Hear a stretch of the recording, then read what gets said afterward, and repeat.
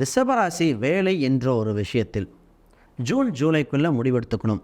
அப்படி இல்லையா வெயிட் பண்ணுங்கள். ஏன் ஜூன் ஜூலைனா குரு பகவான் 6ஆம் வீட்டை பார்க்கும் பொழுது உங்களுக்கு வேலையில் மாறுதல், இம்ப்ரூவ்மெண்ட், சம்பள உயர்வுகள் அனைத்தும் அள்ளி வழங்க ரெடியாக இருக்கார். இதை தவற விட்டுட்டோம் அப்படின்னா அடுத்த வருஷம் தான் எங்கே இருக்கோமோ அங்கேயே சஸ்டெயின் பண்ணிவிட்டு லேர்னிங் ப்ராசஸ் போயிடுறோம்.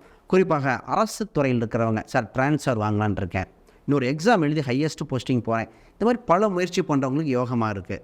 இந்த வேலையில் இதை விட்டுட்டு நான் அக்டோபருக்கு மேலே ட்ரை பண்ணுறேன், ஜூன் ஜூலைக்கு மேலே குடும்ப சூழ்நிலைகளோ உடல் சூழ்நிலைகளோ அப்போ ஒத்து வருமானு தெரியாது.